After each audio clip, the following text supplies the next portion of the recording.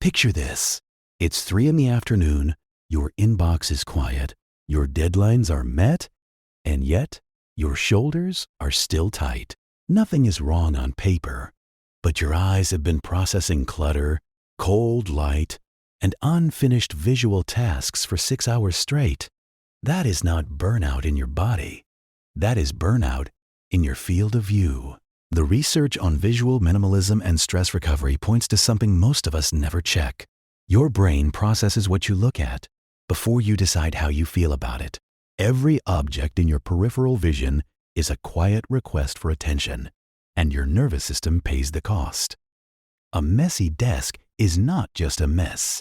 It's a room full of tiny demands. These 10 habits don't add more to your day. They subtract the noise that keeps you on alert. Each one takes under 2 minutes, and the first one changes how your entire workspace feels. Habit 1. One visual anchor. Choose a single image, object, or plant that reliably produces calm when you look at it. Place it exactly where your eyes naturally rest when you look up from the screen. Workplace studies suggest that a single focal nature image, kept tidy and uncluttered around it, can act as what designers call a reset point. The idea is simple. When tension rises, you look at the anchor for 30 to 60 seconds and let your breathing slow down. You're not trying to meditate. You're just giving your eyes a place to land that doesn't ask anything of you. It's not about what the object is. It's about training your nervous system to recognize that spot as safe. The same image every day builds a signal your body learns to read instantly. Habit 2. The 3-foot radius rule. Clear everything unneeded from the zone directly around your monitor and primary workspace. Papers, mugs, cables, yesterday's notes. If it's not part of today's task, move it out of sight. Visual clutter behaves like sensory noise. Research on environmental stress shows that messy surroundings constantly signal unfinished tasks to your brain, which keeps a low-level stress response running in the background. Your eyes sweep the desk, catch a half-finished form, and your body tightens before you even know why. The goal isn't perfect minimalism, it's legibility for your nervous system. When your immediate field of view is clean, your body receives one clear message. There's nothing here that needs fixing right now. And that's when the real work starts. Habit 3. One color cue. Introduce one blue or green accent in your immediate workspace. A mouse pad, a notebook, a desktop theme. Just one. Studies on color and work environments associate blue with calm and steadiness, and green with restoration and reduced mental fatigue. The trick is to keep it limited. One accent, not a full redesign. A blue notebook on a wooden desk does the work. A blue wall, a blue lamp, a blue rug, and a blue screen all at once is just more noise. Your brain responds to color temperature before you even notice it. A single cool tone in a warm room creates a pocket of visual calm without demanding your attention. It's a quiet signal, not a statement. Habit 4. Light as architecture. Replace harsh overhead lighting with warm, indirect light, plus a focused task light. Natural light is ideal. Where it's limited, layered lighting creates depth without glare. The quality of light in your space signals safe or alert to your nervous system before you even name what you feel. Cold, bright overhead light keeps your body in daytime defense mode. Warm, sideways light tells your eyes that the environment is calm. You don't need to buy expensive fixtures. A single warm bulb in a desk lamp, placed off to the side instead of directly above, changes the entire mood of a room. Think of it like adjusting the aperture on a camera. You're not changing what is there. You're just deciding how much light you let in, and that small shift reframes everything. But light is only half the story. There's a digital layer most people ignore, and Habit 7 shows you how to fix it in 30 seconds. Habit 5. Digital visual hygiene. Clean your desktop, phone, home screen, and browser of visual noise. Badges, notifications, cluttered icons. Turn off persistent banners and batch your alerts instead of letting them interrupt your visual field. Your screen is part of your environment, not separate from it. Research on digital minimalism links notification clutter to elevated anxiety and fragmented attention. Every red dot is a tiny emergency your brain has to decide whether to ignore. That decision happens below conscious thought, which means you're spending energy all day on things you never chose to notice. A clean digital field gives your eyes the same rest as a clean desk. The aim isn't to become unreachable, it's to choose when you look, rather than letting your devices choose for you. Habit 6. Match your screen to your space. Adjust your screen color temperature to match your ambient lighting. Warm light in the room means warm light on the screen.